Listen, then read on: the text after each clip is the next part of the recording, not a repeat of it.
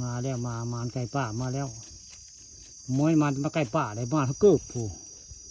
ข้ามาเกิบจะเกิบไผ่บันมาบานนี่กิ่งนิดได้ผู้มาเขาเกิบเมื่อว่าแต่มันไก่ป่าได้มาเขาเกิบได้ข้าเกิบมาแต่ป่าพอได้เพื่อนนี่คือเขาว่ามานเกิบแล้วอันนี้เกิบกิ่งเดียวเลยเพื่อนข้าออกมาเลยนี่แหละมานไก่มันไก่ป่าแต่ว่าได้เขาเกิบพวกข้าพังอะไรเกิดนี่ได้นี่แหละมันไก่ป่าแต่ในมือตะเวนเนี่ยไล่จะไก่ป่าเพื่อนนี่มาเขากำได้ชื่อเพื่อนมาเขากำ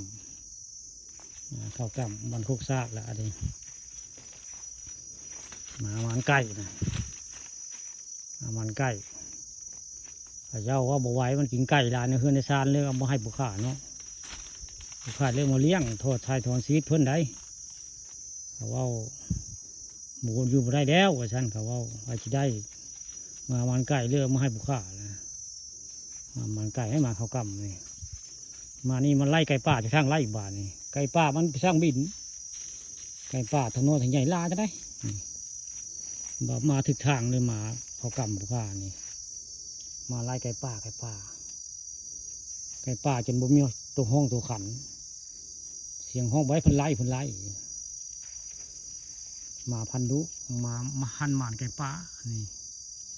มาเขากำแต่มือตะเวนไล่ไก่ป่าได้เพิ่นนะใครแต่มันประมาณงูได้พี่น้องมันเป็นหมานงูเพราะแห้งมาบุคคานี่ประมาณงูนี่หมานไก่ป่าก็มันเกิบคู่นึงได้กิ่งนึงมันข้าออกมาในป่าใช่ไหมเกิบไผ่สงสัยเกิดคุณลุงพลบ่เนาะคนลืมเมื่อวานนี่ข้ามมาในป่าไปเริ่มพอดีเนาะหาไก่ป่าอะไรเข้ามาไล่ไก่ป่าแล้วมันไก่ป่าผู้ข้าได้มันไก่ป่าแล้วคือมันไก่บ้านข้าเจ้าบัวไหวเรื่องมาให้ผู้ข้าเลี้ยงมันไก่โพดท่านมันไก่น้อยหลายเลยมาไว้ในสวนมั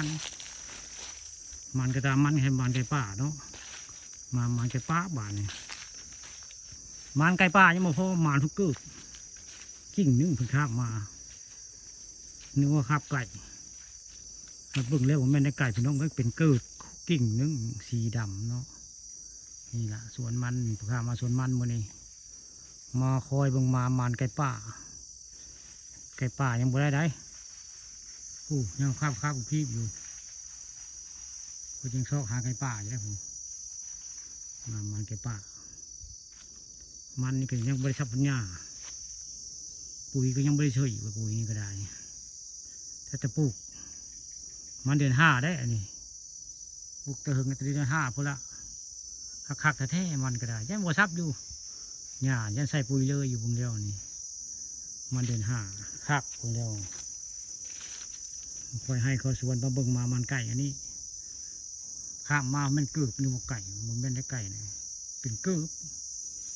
บมันกิ่งนึงมาเขากลับซื้อเพิ่น